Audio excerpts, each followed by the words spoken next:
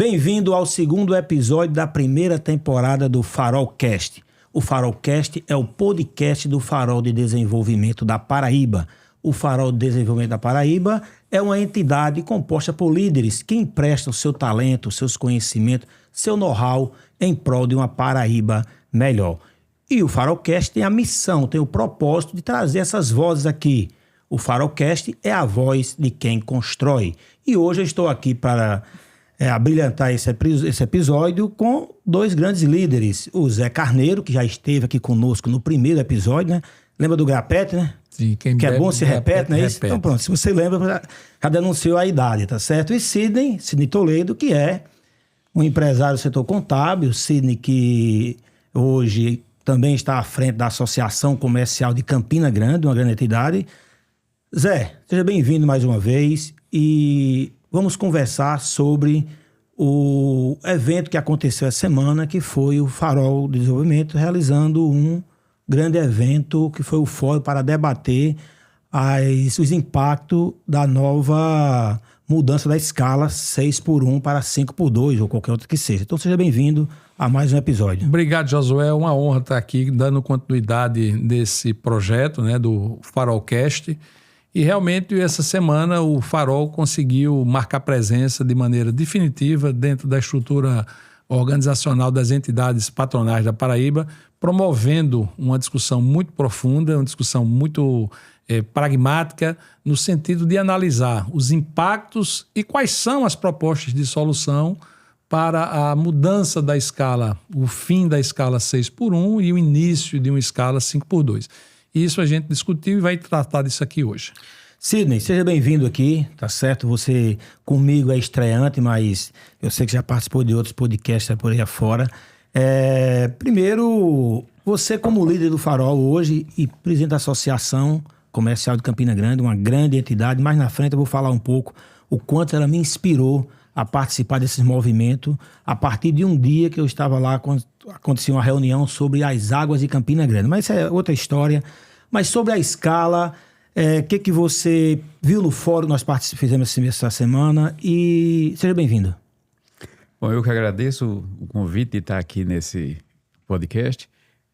Dizer que, como membro do Farol, estamos aqui à disposição para contribuir para que o Estado possa ter ideias para melhorar o seu desenvolvimento.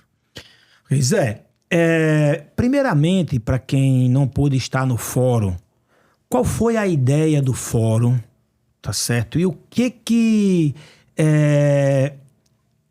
aconteceu ali quando você viu todas aquelas entidades debatendo num debate de alto nível? Nós tínhamos saído de um debate que não tivemos oportunidade de falar, não é isso? Um debate que aconteceu na Assembleia, e lá teve esse espaço para que todos falassem. Para você, como presidente, realizar um fórum desse, um marco na história da Paraíba, como nós vamos ver aqui, não é somente analisar, mas é propor, a partir das análises, uma saída que seja bom para todas as partes. Pois é, Josué. Na última quinta-feira, né, nós estivemos presentes na Assembleia Legislativa da Paraíba, porque lá acontecia uma reunião pública, um chamamento público promovido pelo presidente da Câmara, que trouxe os membros da comissão que está promovendo essa mudança, que carrega a responsabilidade de promover o PL e uma PEC. Né? Lá a gente viu muito bem explicado pela advogada que esteve presente, a doutora Rayane, que esteve presente conosco no fórum, justamente explicando as personalidades jurídicas que estão por trás dessa mudança. Mas, como eu disse, na última quinta-feira, quando nós fomos à Assembleia, nós encontramos um ambiente absolutamente desproporcional. Além disso, um ambiente que, politicamente, ele não favorecia o espaço para o livre debate. É bom lembrar que o Farol, antes dessa data, já tinha proposto a data do nosso fórum. Portanto, ele não foi estimulado pela existência dessa reunião pública. Ela já estava agendada, né? Então, o que a gente viu na segunda-feira, quando no Fórum do Farol, foi justamente um espaço amplo, propositivo, absolutamente voltado para a discussão, ouvir, discutir e propor caminhos, soluções e saídas para esse processo.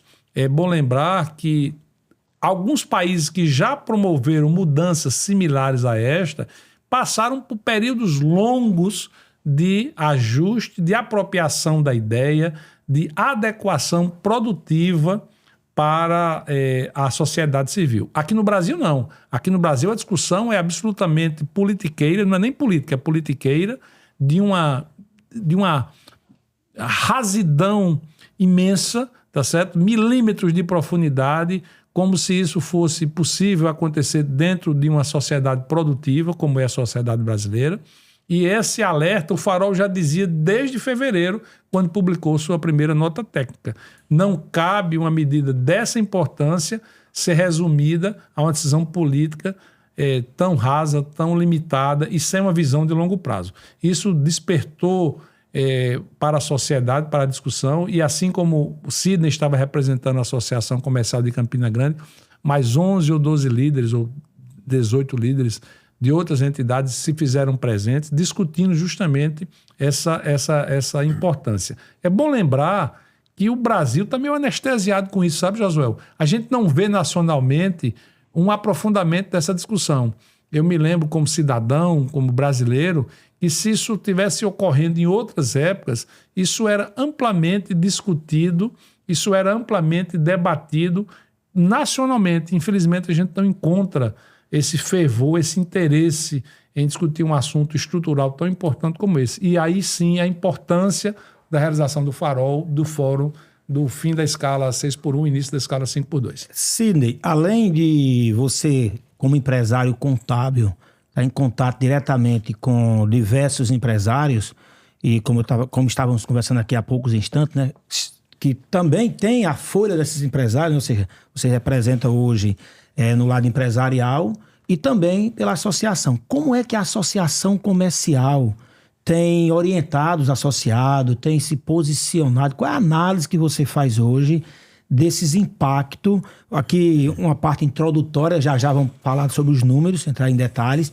mas de maneira geral, como é que a associação tem visto essa mudança?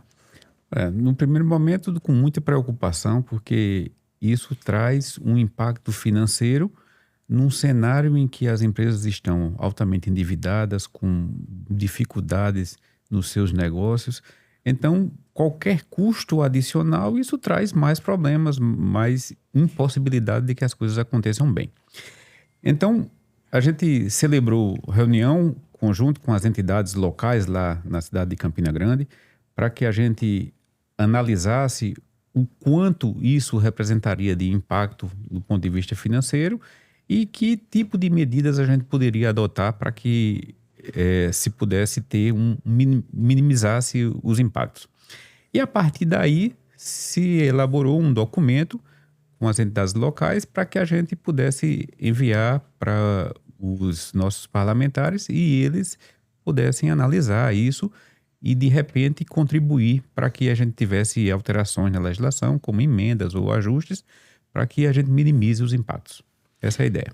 Então, no caso desse episódio, eu trouxe a apresentação para ficar como um documento que vai estar disponível para quem queira ter acesso, para ver que não foi somente conversa, e sim apresentamos uma proposta que atende todos os lados. Então, Zé, vamos seguir esse roteiro aqui. Vamos lá, Josué. Para que a gente possa mostrar para quem não pôde participar do fórum como foi esse debate. Como foi o fórum. Como foi o fórum e esse material... bom lembrar para quem vai seguir o podcast que esse material já é a análise pós-fórum.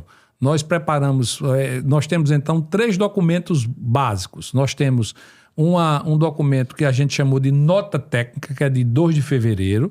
Nós temos uma apresentação que é a leitura da nota técnica, que foi mostrado agora no dia 11, durante o fórum, e hoje nós temos um documento da análise pós-fórum que já incorpora as medidas sugeridas pelas entidades que estiveram no fórum. E que depois será entregue aos parlamentares. Aos parlamentares, justamente. Que é quando eles forem votar com consciência de quais são os impactos. Exatamente. Que estão acontecendo. Então, chama aí o Farol da Transição mitigando o fim da escala 6x1, tá, Zé? Vamos lá.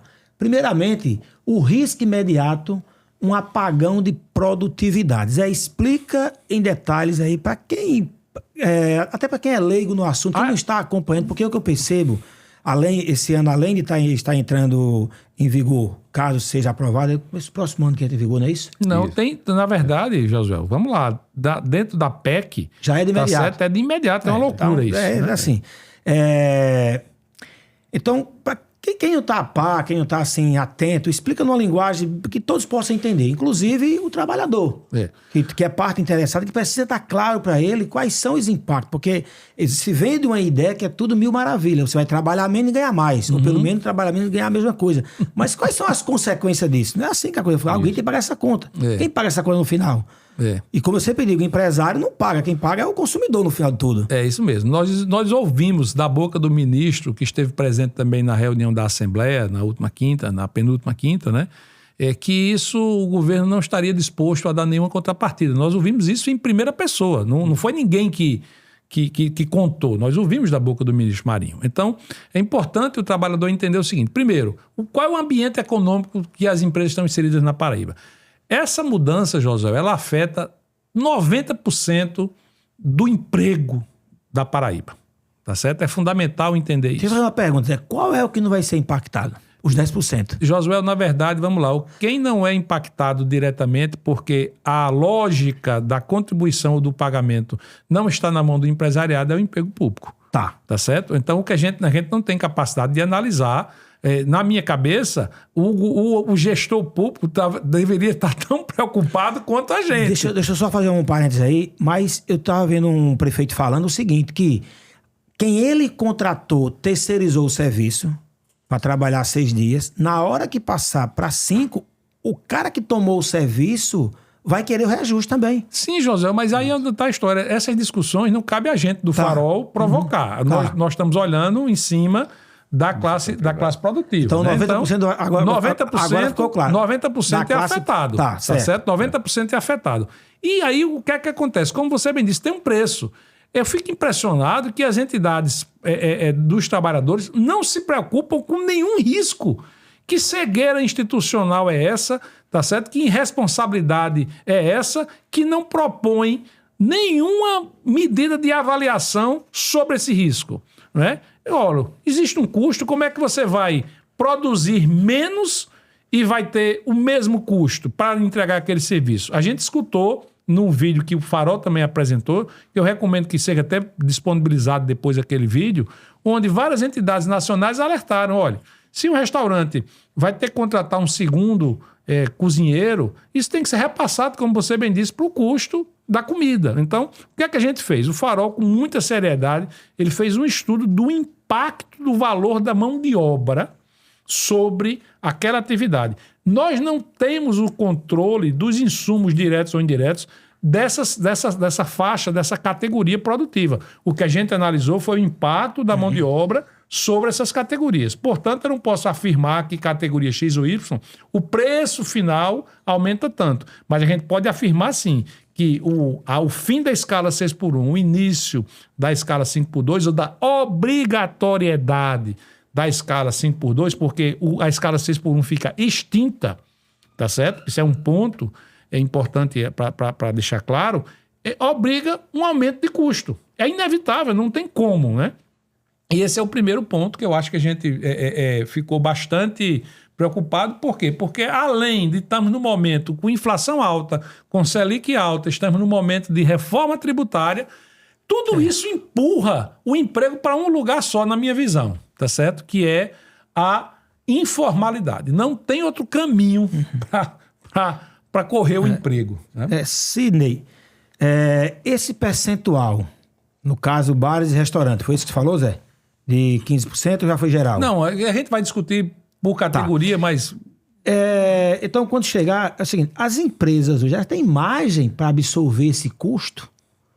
Quando você olha o balanço lá, a última linha dela, o resultado, comporta esse custo ali dentro? Olha, praticamente segmento algum mais comporta o aumento de custo. E isso traz impactos de forma geral. Olha só, na empresa é necessário repassar o custo e isso vai tornar os produtos mais caros. Muitos trabalhadores serão empurrados para a informalidade por conta da circunstância financeira. Só que se é informal, não tem contribuição da Previdência. Mas a Previdência já está comprometida. Então, a gente já gera outro problema. Exatamente. Então, na prática, é muito mais problema do que solução. Do que está sendo proposto. E o que a gente fica impressionado é que, do lado da classe trabalhadora, não há ninguém que levante a necessidade de um estudo técnico, porque esse impacto recairá sobre a classe trabalhadora daqui a alguns anos. Quer seja pela Previdência, quer seja pela informalidade, quer seja pelo desemprego. Exatamente. Isso, A primeira consequência imediata, clara, é o desemprego. Tá certo? É uma irresponsabilidade, como eu digo. Eu fico impressionado que ninguém está balançando o sino, blim, blim, blim, trocando o sino, porque tem uma irresponsabilidade imensa aí, tá certo? Então, o Sidney disse muito bem, nós temos aí uma consequência em cadeia. Demissões, depois a informalidade e, no fim, impacta diretamente na Previdência. Uma leitura muito inteligente que está refletido nesse quadro que nós estamos mostrando aí agora, Josué. Asfixia financeira das micros e pequenas empresas. Dentro que você já falou, o que mais você acrescenta nesse quesito aí, Zé? Vamos lá, Josué. Particularmente nessa questão, a gente tem que olhar o fim do Simples Nacional, porque a reforma tributária, né, Sidney? Ele decreta o fim do Simples Nacional e a margem dessas empresas vão cair assustadoramente. Essas empresas não tendo mais margem, como elas vão suportar uma mudança de escala? Porque a grande maioria das micro e pequenas empresas, elas estão ancoradas no trabalho de pessoas. É impressionante como a falta de visão é realmente assustador. Então, essas empresas que já estão sendo afetadas pela reforma tributária, começamos agora, né? Nós temos agora, inclusive, uma data importante a partir de julho, né, Sidney? Agora, Setembro, né? Setembro. Pronto. A partir de setembro agora, começam as primeiras mudanças efetivas e aí impacta sobre a existência das empresas que são afetadas diretamente pela mudança da escala, né? Então, é cruel. Sidney, pegando esse gancho aqui da reforma tributária, conhecimento total da reforma seria 10. Sim. Não conhecer nada seria 0. Quando você pega hoje os seus clientes, quantos por cento aí, vou de 0 a 10, quanto eles estão entendendo, conhecendo realmente aí os desafios que eles têm pela frente? Qual o nível de conhecimento dele? Para fazer essa escala, eu diria que a gente está no 3. No 3, né? E há, inclusive, algumas coisas assim que é muito preocupante. Em setembro agora, as empresas vão ter que optar por continuar ou não no Simples Nacional, na modalidade que a gente conhece como Simples Nacional hoje. A grande maioria terá necessariamente que optar por sair, porque senão não conseguirá sobreviver a partir do ano que vem. Mas na hora que eu faço isso, olha só o tamanho do impacto. Eu aumento sobre a folha em torno de 30% de encargos.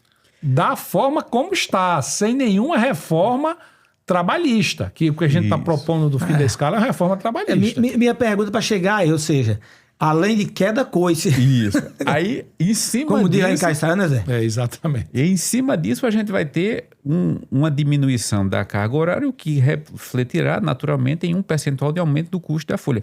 Então, isso vai tornar as micro e pequenas empresas, em sua grande maioria, inviáveis ou os custos no Brasil aumentarão significativamente. E essas empresas estão sujeitas a morrer, ou direta ou indiretamente. Morre diretamente, porque não se classifica, não se ajusta dentro da reforma, e morre depois indiretamente, porque ninguém vai pagar o custo. Então, o nosso objetivo aqui hoje é trazer essa clareza, sabe, para a sociedade, para o empregador, para o empregado, que não é somente reduzir ou não reduzir, tem muita coisa envolvida. E principalmente o momento que a gente está vivendo dessa transição. Porque, do mesmo jeito, quando eu converso com empresários, tá certo? Assim, sobre a reforma tributária, parece que não é com eles. A água está subindo e eles não estão enxergando isso aí. Então você tem essa mudança aqui, mais essa mudança, como é que vai ficar o ambiente de negócio? Então, olhando assim no horizonte de curto prazo, muita coisa precisa ser feita. Eu acho que por isso que o Farol, Zé, tem esse papel de trazer essas informações para alertar as pessoas. Exatamente. O Farol está tocando o sino, sabe, Josué? Eu acho que o papel do Farol é tocar o sino. Como a gente é uma entidade consultiva, propositiva, nós não somos executivos, né? Então a gente está tocando o sino. Né? Ficou muito claro. E nós temos uma coisa, Zé, que é o conhecimento na ponta. Sim. E quem está, às vezes, no gabinete não tem. Claro que não tem, Entendeu? Claro que a gente viu, por exemplo, na reunião da Assembleia, a gente viu uma discussão muito vazia, muito rasteira, tá certo? De quem nunca gerou um guia de INSS e uma guia de FGTS para pagar. É muito fácil falar. É muito fácil, muito entendeu? fácil falar, tá? Bom, então vamos seguir aqui. Então, Vamos assim, lá. Essa atenção a esses acontecimentos desse ano precisa ser realmente discutido amplamente para pelo menos elevar a informação, porque você com a informação você pode resolver ou não tomar uma decisão. Agora, sem ter a informação, realmente fica muito mais difícil. Aí é o seguinte, sabe, José? O Farol, ele já indo nesse caminho, que é aquele alerta, justamente nessa tocada de sino, blim, blim, blim, blim. Ele diz o seguinte, pessoal, não dá para continuar no status quo atual, tem que existir uma presença específica, ativa, estatal, para equilibrar essas contas. Porque tem que partir de uma premissa que é a preservação do emprego, Josué. Quem está preocupado hoje com a preservação do emprego é o empresariado que está consciente.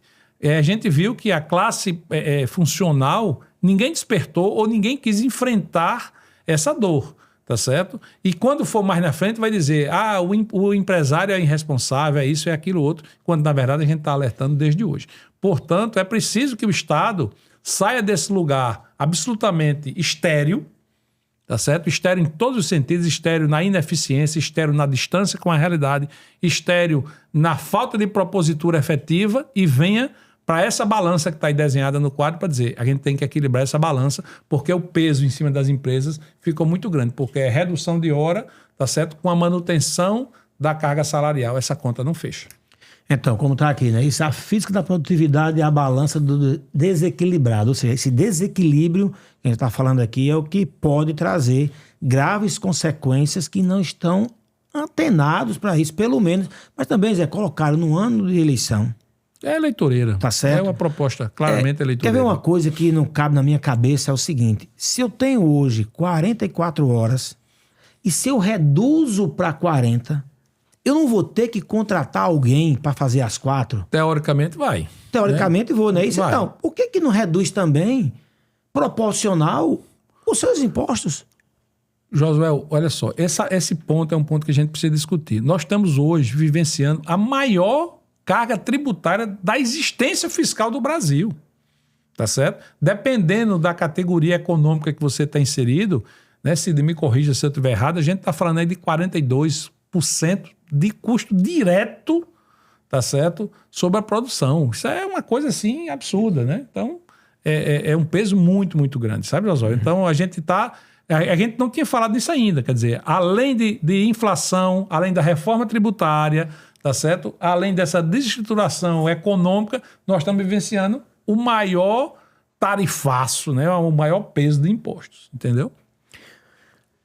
O marco de transição sustentável, o que o Farol aponta para essa mudança, Zé? Esse marco, como seria? Qual é a sugestão? Olha só. Como está aqui na tela, José, aqui, né? Transição pronto, gradual, livre negociação e contrapartidas. Contrapartidas estatais, né? Então, assim, a gente tem que entender que sozinho ninguém faz nada. Sozinho a classe empresarial não preserva emprego, sozinho ela não garante essa transição equilibrada e, principalmente, sozinho ela não garante, no caso da Paraíba, a continuidade de um bom boom econômico.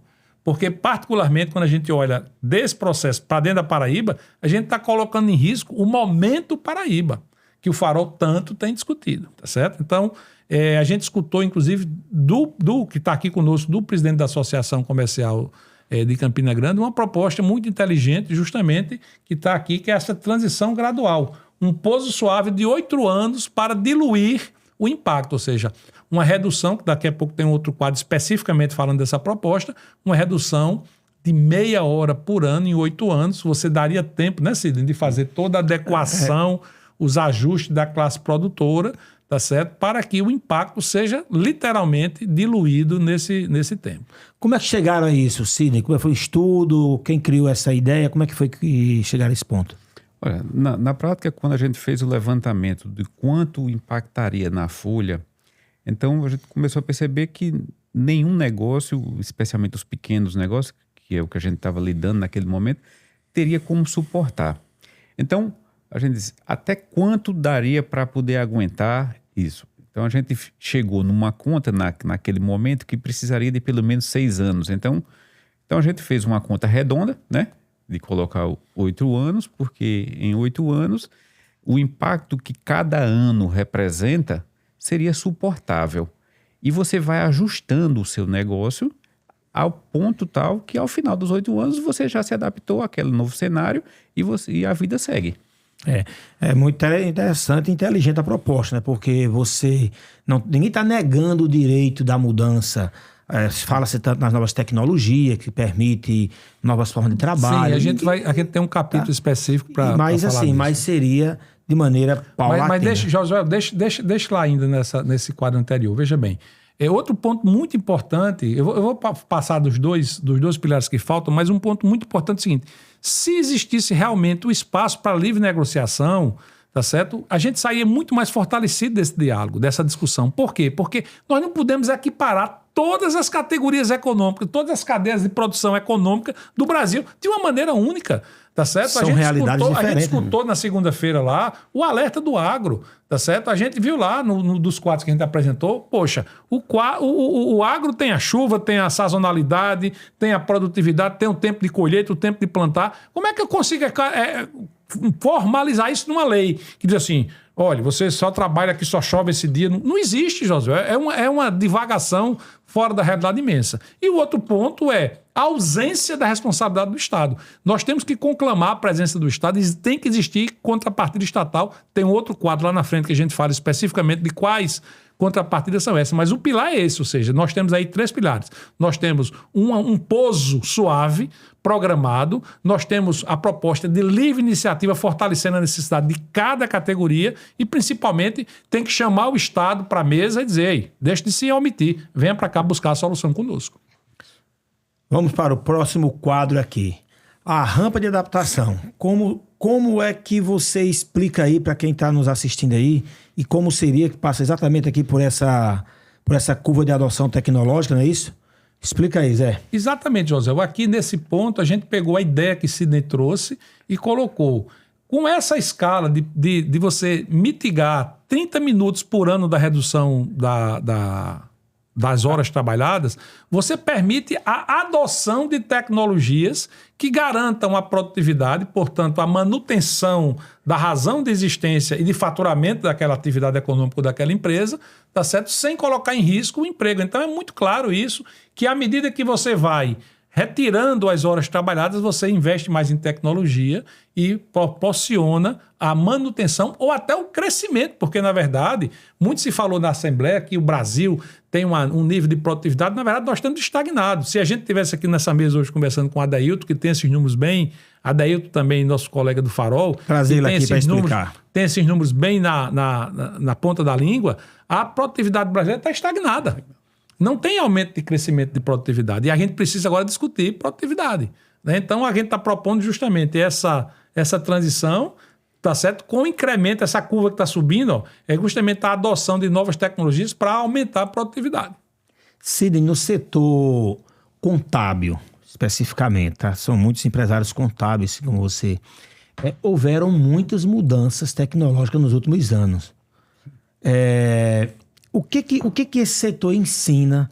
Porque eu digo isso muito porque, assim, vários trabalhos que eram feitos manuais passaram a ser feitos de forma automatizada. Por exemplo, conciliação bancária, né? Houve um tempo que se fazia manual, não era isso? Isso. Então, o que esse setor hoje traz, assim, até porque passou por você isso aqui, você viu, com certeza tem seu histórico aqui, né? O que você correlaciona com outras atividades que podem ajudar outras empresas, outro segmento? Olha, o segmento da contabilidade ele passou por um momento em que você sai do que é físico para o digital e nessa transição houve a necessidade de utilização de muita tecnologia. Bom, essa adaptação também veio com uma cobrança maior de informações. Então, ao mesmo tempo que a tecnologia ajudava o processamento, mas o volume de informações também aumentou. Então, isso meio que compensou uma coisa com a outra. Mas o que é que o segmento aprendeu? Aprendeu que se não se adaptar a novas metodologias de trabalho, as coisas não vão funcionar. E aí, a adoção de novas tecnologias e novos meios já é algo que a gente já pratica no dia a dia, que será necessário todos os outros segmentos aprenderem a fazer isso. Mas ninguém consegue aprender a fazer isso do dia para a noite. Exatamente. É preciso de um período de transição para que você se adapte a isso. O segmento de contabilidade teve esse período, pelo menos de 2015 a 2022, para poder se adaptar a isso. Deu 7 anos. Então, é praticamente o tempo que a gente está propondo aqui. Propondo para adequação dessa nova escala, né, Cid? E isso fará com que todos os segmentos se adaptem tranquilamente. Então, eu, como empresário, eu passei por isso, todos os empresários passaram, né? Ou seja, você tem um prazo para colocar em prática tudo que é mudado.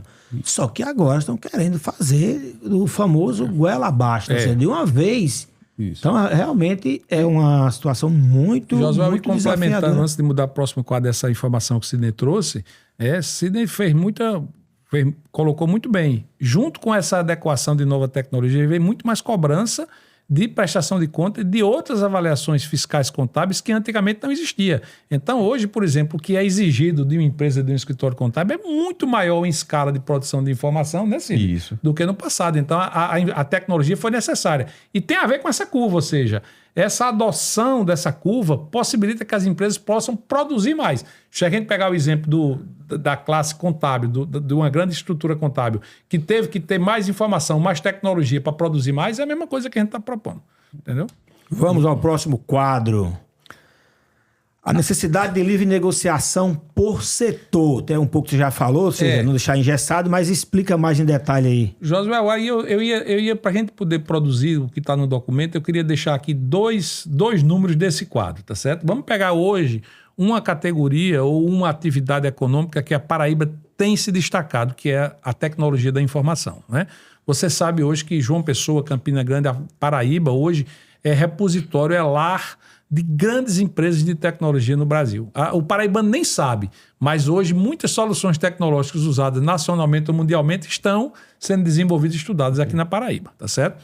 Notadamente questão de segurança, questão de tecnologia de pagamento, de transação de pagamento, questão de criptografia, de transmissão, tudo é muito, muito bem aplicado e discutido aqui na Paraíba. Por exemplo, esse segmento que já é hoje disputadíssimo, com horas muito caras, tá certo? A afetação da produtividade, esse que é mão de obra pura, a gente vai partir dessa premissa, né, Sidney? Porque tecnologia é mão de obra pura, tá certo? Você tem um impacto aí de 37,5% do preço da hora.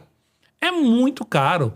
Não existe, e como a gente produz não só para o Brasil, mas a gente produz principalmente para a economia mundial, não tem como você... Esse preço está dolarizado. Não tem como você dizer que esse preço vai sofrer uma inflação imediata dessa magnitude. É impossível você ter competência, ter competitividade num mercado onde os indianos, os tailandeses, os chineses, tá certo? São concorrentes fortes hoje do Brasil. Então, eu acho que eu faço o alerta especificamente. Todos os outros a gente viu de 15% a 20% da folha, certo. Tá certo? Mas esse é um ponto fora da curva com impacto direto numa tecnologia limpa, numa categoria empresarial que deixa muito recurso na Paraíba. Cid, completa aí, Cid. E ainda, complementando, nesse mesmo segmento, via de regra, os contratos celebrados com grandes corporações não são contratos celebrados por um período de um mês. Exatamente. Então você Cid. tem contrato celebrado por vários anos, e como é que você vai dizer agora? Não, a partir do ano que vem o meu contrato vai ter 30% de aumento. Como você vai fazer isso? Então, na prática, isso não funciona assim. É preciso se analisar que segmento a segmento você precisa dar a peculiaridade dele para poder adotar. E aí, Josué, vamos pegar só essa coluna que tem desafio operacional para a gente ler rapidamente aí essas 5 linhas, né? Varejo, comércio e varejo. A gente sabe que mais ou menos 7 empregos formais hoje da Paraíba estão no comércio e no varejo, tá certo? Não é um emprego tão bem remunerado, mas nós temos aí essa distribuição. Qual é o grande problema desse segmento? É as margens apertadas. Né? São supermercados, farmácias. É 5%, 2 a 5%. É 5%. Então, como é que você adequa um impacto na folha de até 20% numa margem de 2 a 5%? Tá certo? Depois vamos para turismo e gastronomia, que é basicamente mão de obra, presença humana. Não existe recepção de hotel, não existe cozinha que não esteja a presença humana, tá certo? Então é como está dizendo aí, hospitalidade 24/7, 24 horas por dia, 7 dias por semana. É impossível estocar serviço. Eu vou ter um impacto direto porque eu tenho que manter o serviço sendo prestado, tenho que contratar novas pessoas, formar, falamos aqui no início da conversa sobre formação, tá certo? E aí não tem como não impactar o preço sobre isso. Isso afeta muito a Nova Paraíba, já que um dos pilares do desenvolvimento futuro da Paraíba é o turismo. Construção civil, tá certo? Vai afetar os cronogramas. E afeta custo. Afetando o cronograma, afeta custo. E são custos de milhões de reais. Hoje, no pé que está a construção civil da Paraíba, com um nível de entrega maravilhoso, profissional, de design, de qualidade, tá certo? Você vai ter um impacto direto sobre esse cronograma, não tem como você não repassar isso. E também vai afetar, tá certo? Agricultura, falamos aqui do ciclo biológico. Chuva, seca, tá certo? As transições naturais. Como é que você coloca isso dentro de um contexto estéril, finito, de simplesmente acabar uma escala? Não tem como você não ser afetado. E, por fim, a competitividade global, tá certo? Da parte de tecnologia. Então, esse quadro é um quadro resumo, tá certo? Que devia ser muito observado pelos gestores, mas principalmente pelos líderes que estão discutindo essa maluquice. O documento que foi entregue ao presidente da Câmara, tem esse aqui? Tem mais do que isso, tá detalhado cada categoria dessa, todas as consequências. Não tá só... Aí tá o resumo. Lá tem explicado, tá certo? Em bom português, não tá em turco, tá em bom português, essas afetações. Vamos para o próximo quadro. Né? O Estado como motor da transição. Como é que o Estado pode, tendo boa vontade, ajudar, além de sentar para o diálogo, como poderia ser essa transição em Sidney? Vamos entender o seguinte, sabe, Josué? A empresa, para existir, ela precisa do Estado. Nenhuma empresa ela existe sem o Estado. Do jeito que é a estrutura social das coisas, tá certo? Do jeito que a sociedade moderna está organizada. Em nenhum lugar, salvo... Mas eles sabem disso, Zé? Não, Josué, vamos lá. A gente está falando dentro do contexto não sei, mas real. Entendi, mas assim, só um parênteses aí, sabe? Mas a sensação que a gente tem quando temos a oportunidade de conversar com esse... Na sua grande maioria, não são todos também, na grande maioria, parece que é um do lado da mesa e o outro do outro. Lado, não é os dois pegados na mão, tendo esse entendimento. Então vamos pegar na prática. Vamos pegar na prática. Mas vamos dizer que... Vamos pegar na prática. Você vai abrir um CNPJ. Na essência é isso, vamos lá. Você vai abrir um CNPJ. Porque, a primeira coisa que você faz é ir para a junta comercial. A gente passa por tantas situações que você fica até um certo descrédito dessas coisas. Porque assim, nós fomos para um debate, só voltando essa anterior, sabe? E eu saí de lá, assim, como uma pessoa que tem uma empresa há 30 anos, que produz. Sim, eu produzo, eu pago de FGTS, de INSS, eu tenho meus compromissos, sabe? E chegar num local que você deveria ter o direito de falar, ou alguém que representa você falar, e você escutar o que a gente escutou, você sai dali, cara, assim, decepcionado. Essa é a realidade, sabe? Verdade, José. Na verdade, mais do que decepcionado, você faz desesperançoso. Tá certo? Então, vamos lá. Você só consegue montar um negócio se você estiver dentro das normas que o Estado lhe propõe. E o que o Estado está dizendo agora é o seguinte, ó, dentro das normas que eu lhe proponho, que eu lhe obrigo a você funcionar, tá certo? Você se vire, porque agora vai aumentar os custos e eu estou fora dessa história. Foi isso que a gente ouviu dos deputados que estiveram presentes. E a gente tem que chamar o Estado, como diria, tem que chamar o feito à ordem. Né? Tem que chamar o Estado. Ei, não dá para ser, cara. Tu é parte importante. Tu me cobra 42%, tá certo? Do que produzidos em forma de impostos. Tá certo? Assuma a sua responsabilidade dentro desse processo. E aí a gente tem justamente 3 caminhos, né? A desoneração da folha, o que afeta positivamente e de imediato o fôlego financeiro das empresas. Isso é pega o batido, ponta virada. Desonerou no mesmo dia, o dinheiro está no caixa das empresas, porque você desobriga, tá certo? Da categoria, da folha, tá certo? Isso sim gera emprego. Aí isso sim gera emprego. Segunda coisa, estímulo à implantação de novas tecnologias de uso de IA, e aí eu acrescento, que talvez tenha que colocar no quadro, tá certo? Que é a capacitação e a formalização de capacitação dentro dessas pessoas que vão passar a trabalhar menos. Uma das maneiras que elas podem entregar mais é se preparando mais. A gente tem que investir nisso. Educação, profissionalizando. Tá certo? para até se adequar para as novas tecnologias. Sim. Porque existe preparação, né? E, por fim, nós temos que derrubar alguns mitos, né? Por exemplo, hoje é quase impossível você contratar menor aprendiz. Enquanto a gente tinha 6, 7 anos atrás estímulos e facilitações, porque hoje é impossível e você termina fechando a porta para uma mão de obra, primeiro producente, depois mais barata e principalmente hoje uma mão de obra que está mais apta a se adequar ao quesito anterior, que é a adoção de novas tecnologias. Eu passei por isso ontem. Fui dar uma oportunidade ao menor aprendiz e, se for através de um walk, tem que ser contrato de 24 meses e parece assim que é um tratado. É. E o outro caminho que tem só abre em janeiro as vagas. Pronto. Então, assim, eu não sei se eu tenho a informação completa, mas foi o que chegou para mim e eu disse, eu não vou poder dar essa oportunidade. E a pessoa querendo trabalhar. Que é difícil hoje. E querendo trabalhar, porque ela precisa terminar o curso dela e ela quer trabalhar, eu quero trabalhar. Eu não tenho assim como contratar num salário alto agora uma pessoa sem experiência nenhuma. Exatamente, porque você vai formar essa pessoa. Ia né? formar, ela queria, inclusive na área dela. Eu tô aqui, eu vou até procurar saber se tem outro caminho, sabe, Sidney? Mas os dois caminhos que eu tinha para contratar, um tá fechado e o outro tem que fazer um tratado. Eu te adianto, sabe, Josué, que infelizmente não tem saída fácil para isso hoje do jeito que está. A legislação engessou demais. Exatamente. Né? Nesse contexto aqui da participação do poder público, há algo que eu queria acrescentar aqui, que é assim, a responsabilidade da sociedade como um todo em cobrar da classe política. Porque, imagina só, tudo que o governo arrecada é para custear a estrutura da máquina, prestar os serviços à sociedade. Então, o governo não está lá arrecadando para sobrar dinheiro. Então, é para que as coisas funcionem. Então, o governo cobra muito porque gasta muito. Mas o governo não precisa gastar muito. O governo precisa prestar serviço adequado. Então, é preciso que a população entenda que os políticos não podem ficar gastando desenfreadamente, porque isso vai sobrar, na consequência, uma carga muito alta para as empresas. Se a carga é muito alta para as empresas, elas não vão ter capacidade nem fluxo financeiro para poder contratar mais ou absorver qualquer tipo de custo, o que, consequentemente, gerará desemprego, que fará com que toda a cadeia se prejudique de novo. Então, além de tudo isso que a gente precisa de um trabalho para que a população possa ser esclarecida e modifique a sua forma de agir do ponto de vista político.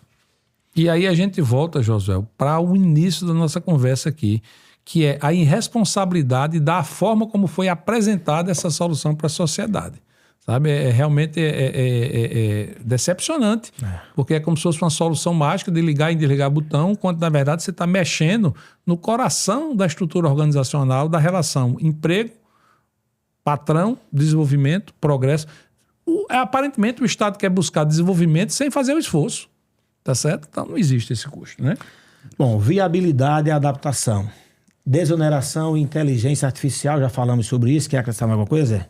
Não, eu acho que aí é a continuação do quadro anterior, sabe, Josué? Onde no quadro anterior a gente mostra o apelo da necessidade do Estado deixar de ser onerador para ser parte da solução, tá certo? E aqui a gente diz caminhos, né? Então, por exemplo, eu preciso desonerar a folha, não é linear, é por categoria, é por atividade, tá certo? Eu preciso estimular verdadeiramente a adoção de novas tecnologias, inclusive desonerando essa tecnologia. Isso. Né? Por exemplo, hoje eu como usuário, tá certo? Eu assino determinadas, porque é no plural literalmente, inteligências artificiais. Não assino uma.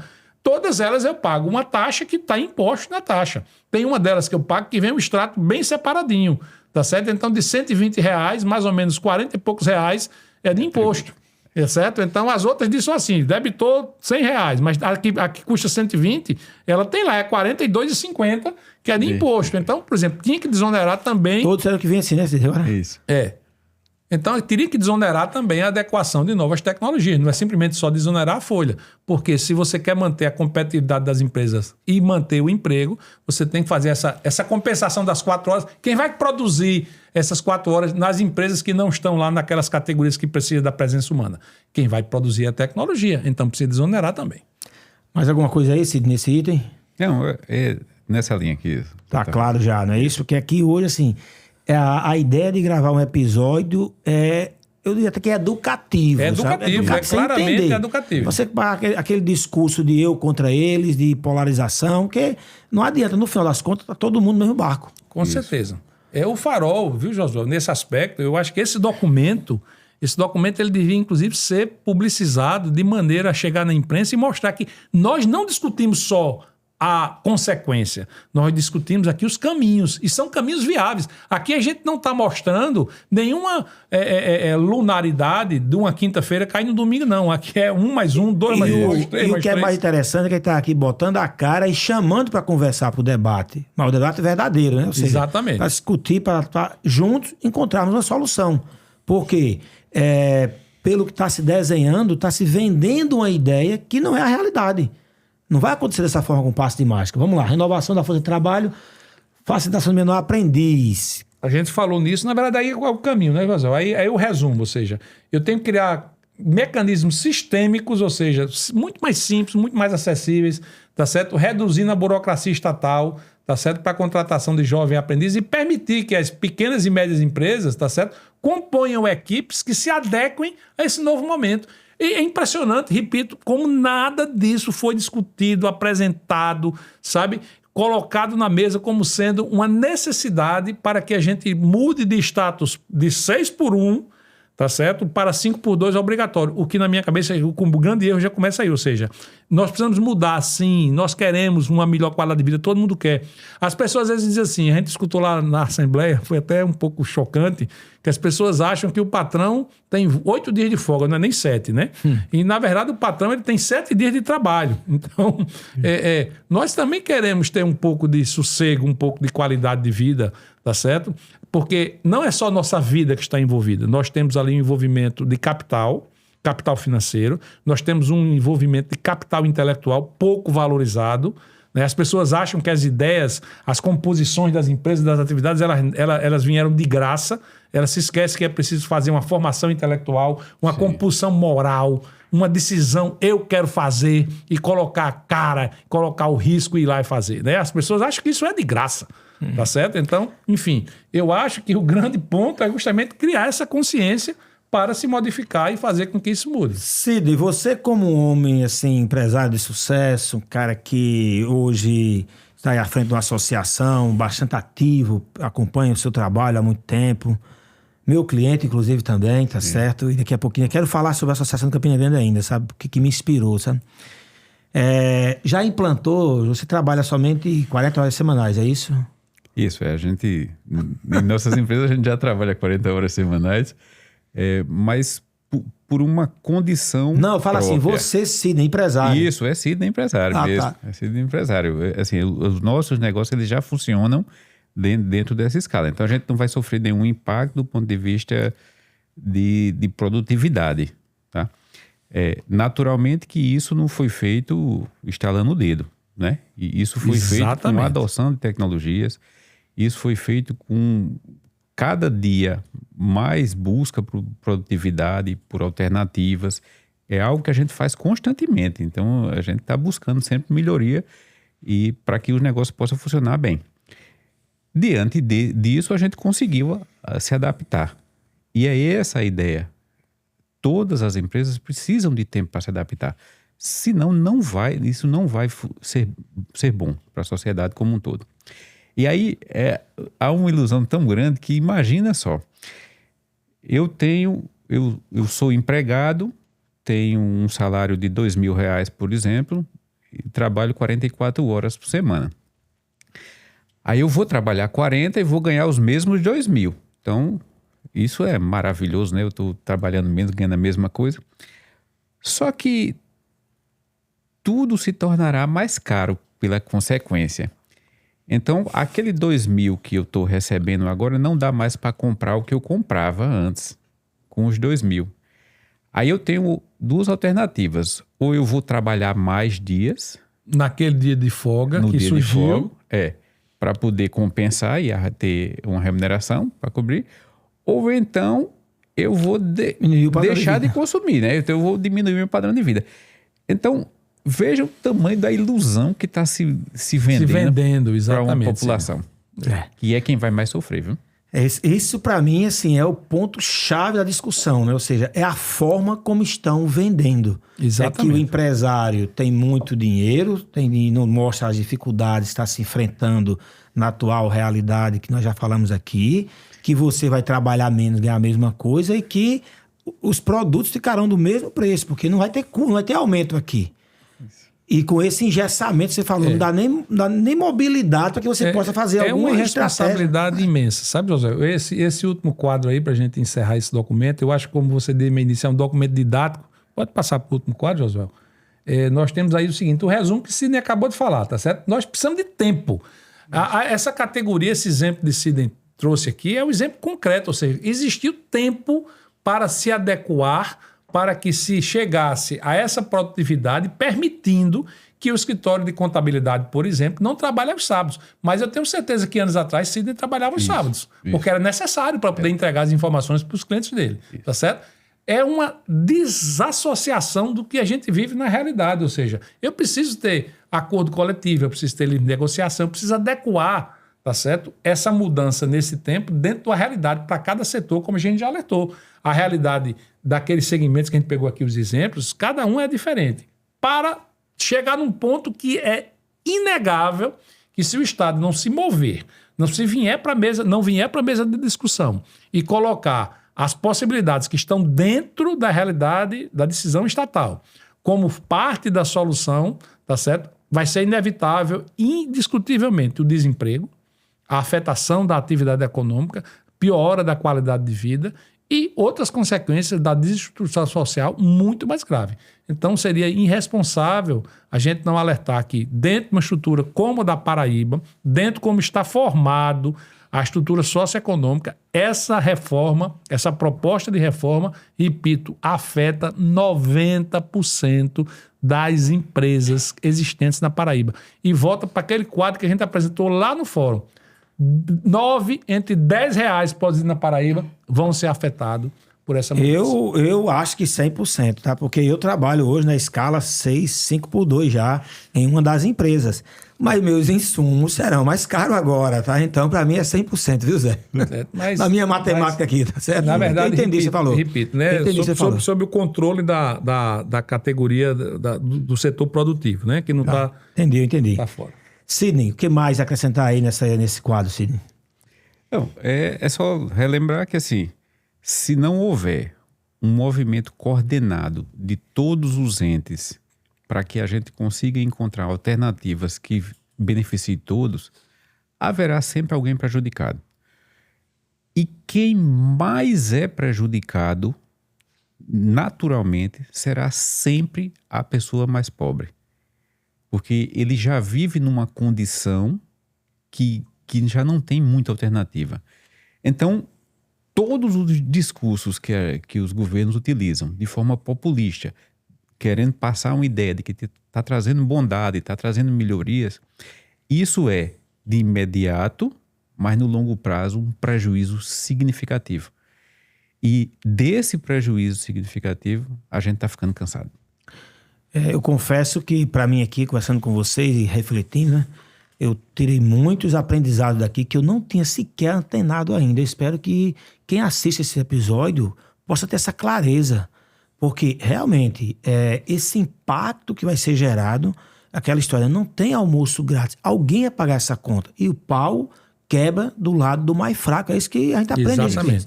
Então, assim, que pelo menos você não diga depois que você foi enganado, não sabia. Que você pensava que era isso. Não, ele está trazendo a informação como ela é. E volto a repetir, o Farol, Zé, tem se posicionado, tem falado, tem balançado o sino, como você diz. Vamos conversar, precisamos dialogar. E não simplesmente vir como a chuva de cima para baixo, sabe? Zé, nós tivemos documento de fevereiro. Sim. Repeta aí, por favor, depois. Nós tivemos, em 2 de fevereiro, o Farol publicou uma nota técnica alertando das possibilidades e relacionando os impactos por categoria econômica dos principais segmentos que afetam o PIB da Paraíba.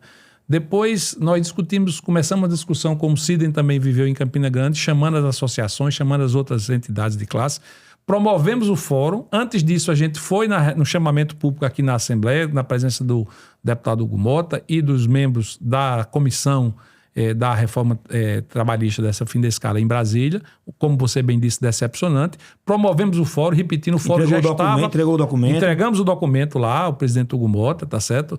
Foi formalizado essa entrega. Bom lembrar, a única entidade que entregou algum documento durante essa reunião pública, tá certo? Portanto, está lá documentado literalmente a entrega, né? Geramos o fórum, produzimos o fórum, dialogamos. Eu vou até depois enfatizar, mas eu acho que são 18 ou 19 entidades que fizeram presentes, tá certo? Reforçando a necessidade. E hoje, aqui nesse podcast, na quente, né, Cid? Pão quente, assim, na chapa, a gente trouxe o resumo do que foi discutido, que foi falado didaticamente, para que a sociedade... Quer que eu desenhe agora? Né? Não, já está desenhado, já está bem desenhado. Né? E próximo passo? Próximo passo é ir a Brasília entregar o conjunto desses documentos, tá certo, ao presidente da Câmara, Hugo Mota. Bacana. Sidney, estamos caminhando para o final e, assim, conversa boa passa rápido, né? Ou seja, existem maneiras leves de falar de coisas difíceis, né? O que você tem a acrescentar sobre todo esse momento quente que nós estamos vivendo, como o Zé Carneiro falou aqui, a sua visão como empresário, como líder, o que você quer acrescentar aí a toda essa discussão?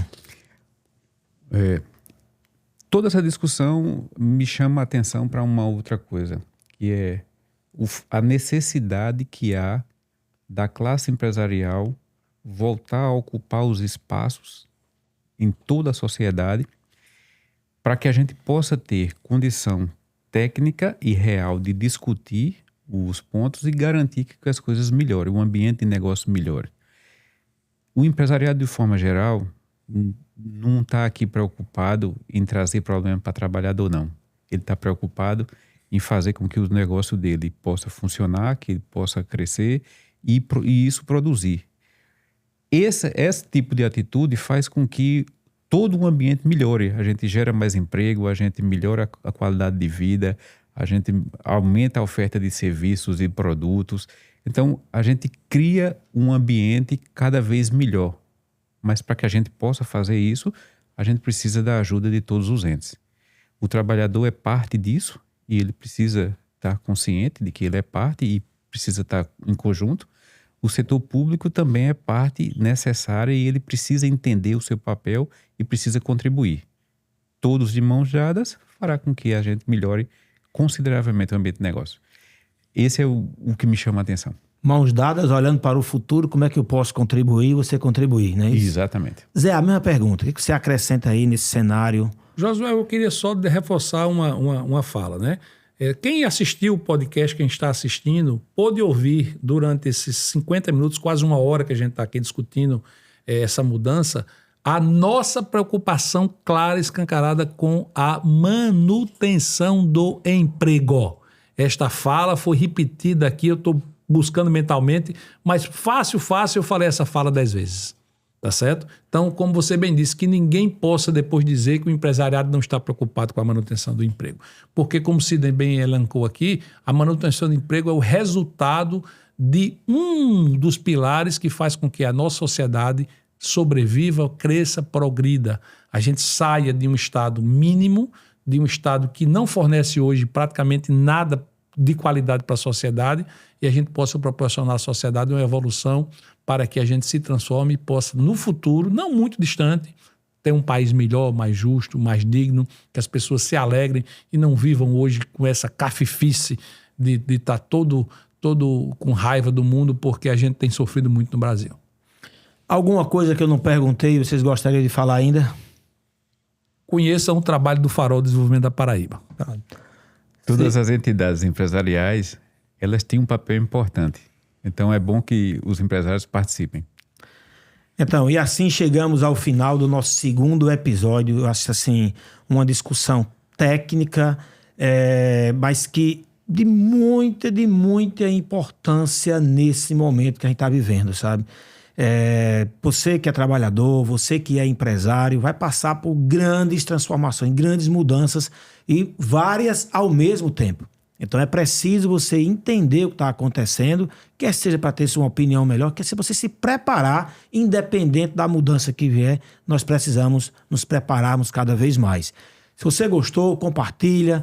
Se você gostou, comenta, nos ajuda aí a fazer os próximos episódios. Farolcast, a voz de quem constrói.